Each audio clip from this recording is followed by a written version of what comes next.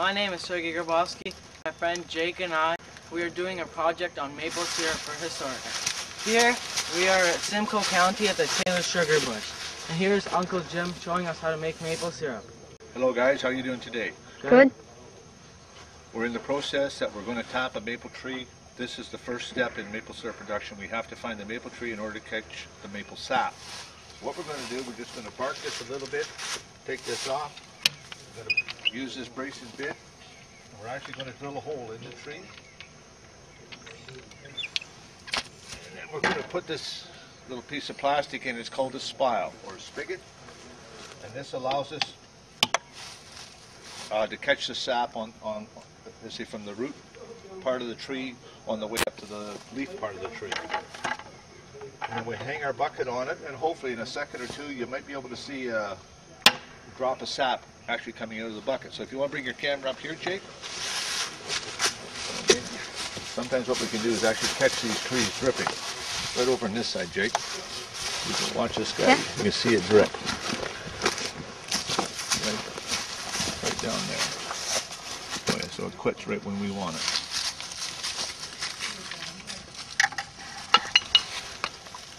Okay, all right. I'll tell you how many trees we have tapped, and then, okay, our sugar bush here is about 20 to 25 acres of property, and we have about 450 trees tapped with 530 pails hanging on the trees. Now the process happens that we actually each day go to each tree and we dump the buckets into larger pails and we haul them to different areas of the bush, and this allows us to put the sap right down at the sugar house itself. Okay, we'll just walk around right now, look in a couple buckets, look for the sap.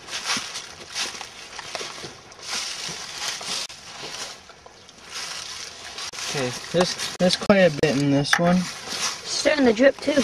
Yep. See it Let's just watch it dripping drip. right now. Wow. Okay, let's go to the bucket that we just started. We'll go way up there. Come on. Yep. So now we're gonna put the sap from the jar. We're gonna put it in. Now we're gonna go to another tree. Put it back up. One bucket empty. Now we go to the tree. I didn't want to go.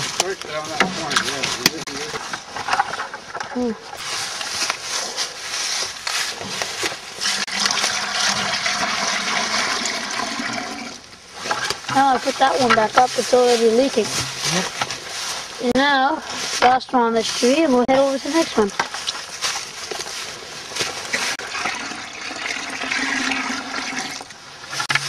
I think that's the tree we saw earlier. It's a full bucket.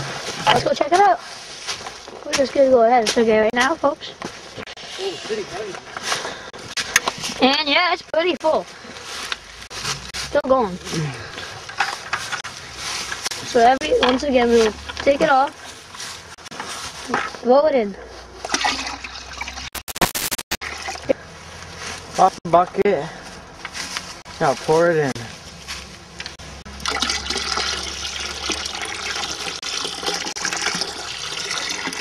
I think we can get one more bucket and we'll bring it in. Almost full.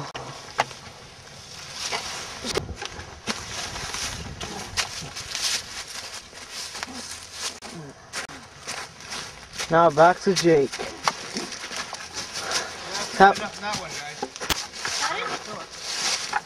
He's having some trouble carrying it. I'll tell you that.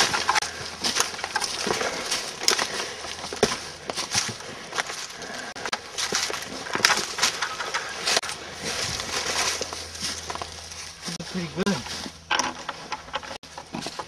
Couple good ones. This one's. We'll just leave that one. There's a bit left. A bit? Yeah. We'll pour it in, and I guess we can go back. We'll go back now and we'll make ourselves some lunch, maybe some hot dogs. Okay, me and Jake will be making hot dogs for lunch.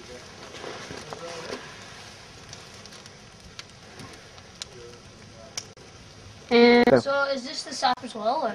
This is the raw sap, and we have the bush set up that we have areas that we have a little bit of piping that allows us to dump the sap in various areas in the bush, and it runs gravity down to here. Once these tanks get full, then we pump it up inside to the storage tank you saw up inside. We have one area of the bush that we don't have hoses to, so we use the tractor and we gather it in this 80-liter pail, and then we'll haul it back over here and we'll dump it off here, and then it's pumped up inside. So all the raw sap ends up here, but it also ends up inside the building. So about how much sap do you think would be in there? Well, right now the season is winding down for us. This tank would hold 1,000 liters of sap. This smaller tank would hold 500 liters, and the one up inside holds 1,000. And the maple syrup takes about 45 gallons to 50 gallons, or 45 liters to 50 liters of sap to make 1 liter of maple syrup. So there's an awful lot of boiling off of the water inside the building. So is that why you have so many trees out here, to make it easier to get more sap in? Exactly, exactly. We relatively have a small bush compared to a lot of the bigger producers. We have about 530 pails hanging out. Wow. Some of the bigger producers locally here, there's one gentleman that has 5,500 trees, and there's another fellow that I know that has 6,500 trees. And they make, last year we made 343 liters of syrup. They would probably make anywhere from 100 to 4,000 liters of syrup in their season. So this year, since there wasn't as much snow as last year, does that mean it's not going to make it so the syrup isn't as good? No. Move as fast? The syrup stays actually fairly consistent. The problem that we have is that the weather conditions haven't been very good for making maple syrup. Ideally, what we like to see for weather is frost happen overnight, so down to about -2 or -3, and over the course of the day get it up to +3 to +5. And what happens there is that the trees will drip as soon as the weather gets above 0 or up to +5. So when they are dripping, that stops it, and then the very next day then they start up. The problem that we had this spring was the weather was too cold. It didn't get above freezing through the day, and it was very cold at night. And then about a week later, it got up into double-digit temperature, which was too hot, and the trees didn't run then. Uncle Jim has showed us the storage room for all the wood. So this is the firewood that we cut down and we pick up off the sugar bush area. We cut and split it and store it in here so it's dry. So when we're ready to go in the springtime to make maple syrup, it's dry, very good wood to burn. And this style of wood burns very hot but very quickly. So then what are your friends doing over there? Cutting off the bark? Yeah, they're peeling the bark off of some cedar posts, and we're eventually going to build a couple more outbuildings just for storage aspects and for different areas to keep more wood. Okay. Now we can go inside and we'll have a look at the evaporator. Okay. So this is the evaporator that we use to take the maple sap and turn it into maple syrup. Bring it right in, Jake. Have you got enough light? Yeah. All right. So this is designed to boil the water off of the sap, and the more you boil the water off, it'll eventually come to maple syrup. The ratio, it takes about 45 to 50 liters of sap to make 1 liter of maple syrup. So the highest part of the stuff coming out of the trees is water. The pans are set up that we fire with a wood fire, and the evaporator is set up that the fire happens here, and we use the hottest part of the flame to heat the sap up here. There's the fire there, Jake. Mr. Highland is going to tend to the fire, so you can see it's fairly warm. Yeah. He's going to stoke it up. Now, as the raw sap comes in, it is clear, and some people call it sugar water because it's very, very sweet water. So again, as we start to boil, the pan is divided into 3 sections that allows the raw sap to work its way through. As it goes through, the solution gets thicker. And as it comes out over here, you can see a little difference in color right there. It's getting a little bit darker than the clear water that you saw outside of the pails. So what is this exactly? This is a storage tank for the raw sap that is gathered outside in the bush. So when we go around to each tree and gather the buckets, that little dripping that you saw earlier will actually fill the buckets. And at a certain time of the day, we'll head around and we'll gather those buckets, and it's all taken and put into this tank, and this is a storage tank, and the raw sap comes in there and it starts the process for the evaporation of the sap for the evaporator. One thing I should tell you is that our sugar bush, we're fourth generation. My great grandfather settled the farm in 1868, and they made maple syrup here in cast iron pots in a spot very close to here. My grandfather then took the farm over after my great-grandfather moved, and then he made maple syrup roughly in this position here in a very old evaporator system. My dad then took the farm over, and he bought a olden style evaporator and rebuilt the existing building that we're in now, probably in 1960. And then this evaporator we purchased in 2001, and we've taken over the maple syrup aspect of it now. So the bush has been producing maple syrup since 1868. Wow. So is this sap? This is sap that has been boiled down, okay. And it starts to change color right now. Maple syrup is a brown color. When it comes out of the trees, it's actually clear, and it's a very sweet water. And the more you boil it down, the more darker in color it gets. Okay. So why is this used for? This here is a float system that allows us continual boiling as we put the fire to it. It keeps the pans full of water. This is a float system. Okay. So why do we use the wood for, or the fire? On this style of evaporator, the bush has all sorts of deadfall or wood that's dies or whatever. We harvest the wood and we used it here to heat the fire for the evaporator. And as you can see, it's hot. Isn't it, Jake? Mm.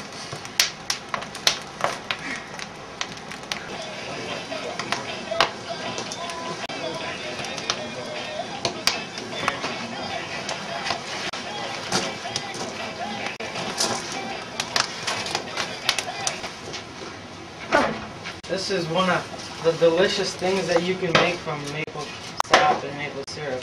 Come take a closer look. What's it called, Sergey? What's it called? This is called Chelsea buns. You can see all the maple syrup and chocolate and cinnamon on it. Doesn't that look delicious? So what are you doing right here? So this product, the sugar content of this is up around 54, and we're going to take it off of here. We have a propane stove set up behind us here to take it up to that number of 69 for the final product. But as you can see, this is very hot. This is about 103 degrees Celsius. So how many liters would you think about? Right here now, there's probably about 20 to 25 liters of the product in here, and by the time we finish boiling, we'll be down to about 14 to 12 liters of actual maple syrup. This tastes like maple syrup, but it's still very watery. It's not not very sticky. Right. Kind of way too liquidy, or like if you put it on, it'd be like water. Yeah. Pretty much. Okay, Jake, you watch it out of the way. Okay. So where are we taking this again? Right over here. Okay. the propane. Steaming. And this is called the what that we're using here? The propane stove, right? Yeah, propane stove. This is our finishing area. This is where we'll take it up to the actual final number. Look at it. Whoa. That looks good. I'll actually get you a taste of that here in a second. Really? Yep. Looks really But it's good. not boiled down far enough yet. Okay. Just watch you don't bump that, Jake. That's all. Okay. Yo, look at the fire. Okay. Look at the fire. It has to be really, really hot. You see how watery this is? Oh wow. Oh. It's crazy. Okay, now just let that. I'm gonna let you taste it. You shut. That's good. Is that I'm good? gonna try some. It's still kind of liquidy, so. Tastes good. I want to see how this goes. It does taste like maple syrup, but just a bit more watery. But boy, is that delicious. Syrup, and as we boil it, they all come to the top layer. That when we go to bottle it, we use some filters, a filter system where we use a paper filter and a felt filter. And when we're ready to bottle, we'll show you all of that too. Okay. You see that the sap is getting nice and boiled up, turning into syrup, it's getting thicker. And soon we're going to be able to put it in here and put it into jars. What are you exactly doing here? Okay, right now we've got the maple syrup boiled to our sugar number of 69. This is the stainless steel tank that we do our bottling in, and we put a felt filter here and a paper pre-filter. This is to get the final bit of impurities, to stop the impurities from as they're getting into the final product. Okay. That's a lot. It smells good.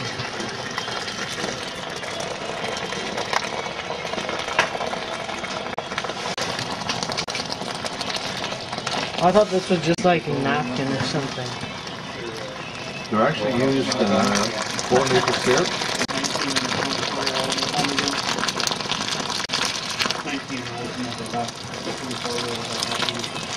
That's a lot of maple syrup.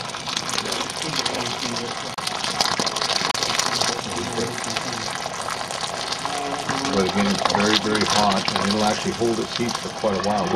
Once we bottle it in the jars, it almost takes a couple, 3 hours. Oh, 3 hours to cool down. Yeah. that's a lot.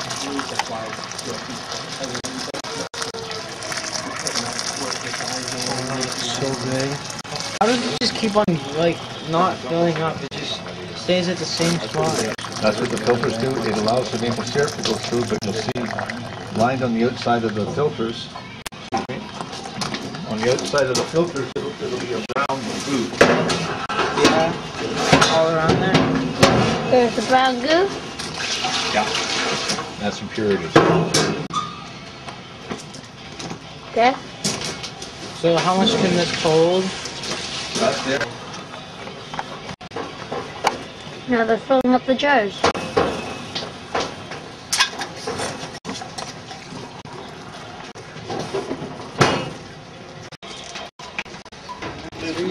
That's pretty good.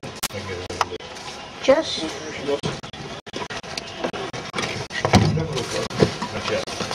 Okay.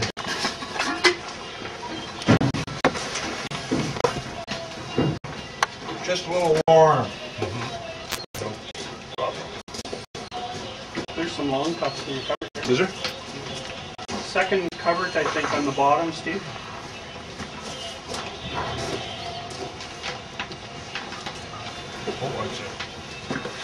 so how many jars do you have now? That is 10 and 3 is 13. Okay. Wow. Yep. Yep. 10 of the big ones. Oh, feel the top of it. It's pretty high. Jake, Yeah. feel the top of the jar. It's high. Whoa. See, these jars, since they've been on hot boiling, the tops of the caps have been warmed up.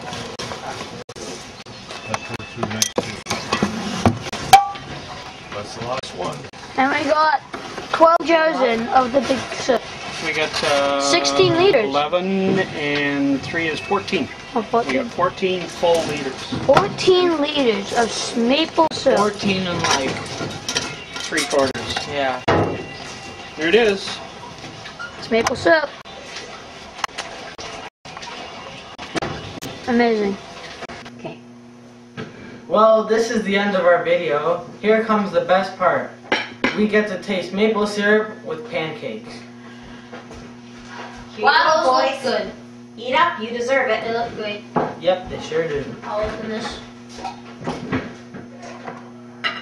Here you go, Sergey. You? We should remember to do this next year. Totally. Before we go, we want to say thank you, Uncle Jim. So, see ya. Later.